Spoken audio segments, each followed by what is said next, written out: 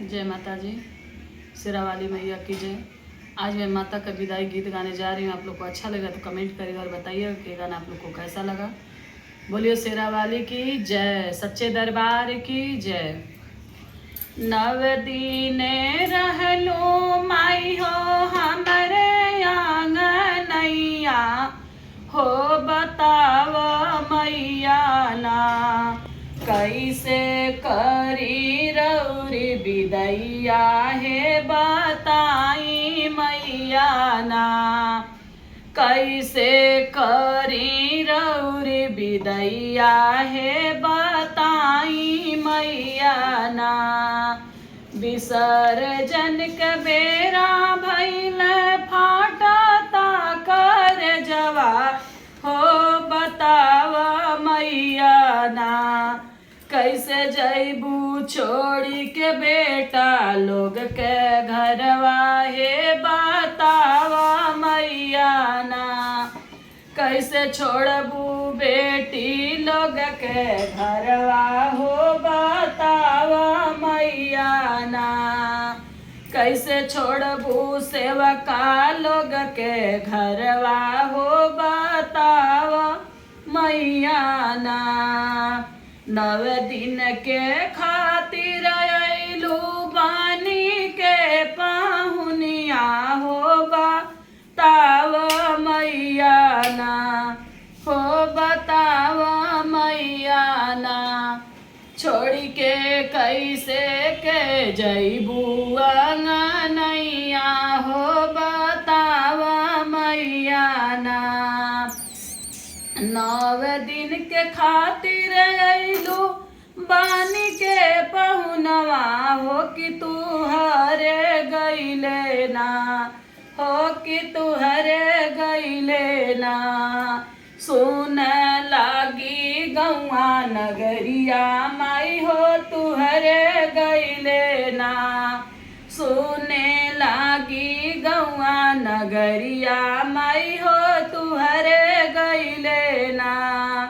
नव दिन बरत कैनी दिया नया सक जरवली, हो कि मैया मोरी ना, नव दिन सेउआ में बीतवली, हो कि मैया मोरी ना, नव दिन सेउआ में बीतवली, हो कि मैया मोरी ना।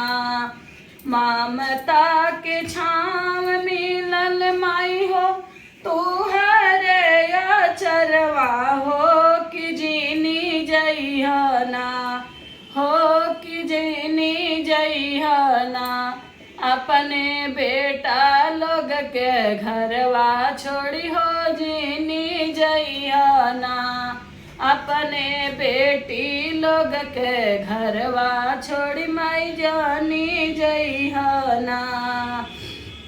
नव दिन रहलो मैया हमरे आंगनैया, हो कि कैसे करीना, माई हो तू हरी विदैया, हम कैसे करीना, माई हो तू हरी विदैया, हम कैसे करीना, घरवा हो कि छोड़ी तू ही जानी जइहा, कैसे रहब ना, हो कि मैया फाटला कर जवा, हो कि कैसे रहब ना, ओ कि फेरो अइहना मैया हमारे आंगनवा, हो कि फेरो अइहना, अपने बेटा लोग आंगनवा, माई हो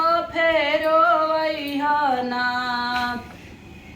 के करी है बेटी के दुलरवा, माई हो फेरो अइहना, के ही करी है मैया बेटी बेटा के दुलरवा, हो कि फेरो अइहना, किरण बेटी के दुलरवा कर, माई हो फेरो अइहना, मैं हो हमरे आंगनैया तू फेरो अइया ना। जय माता।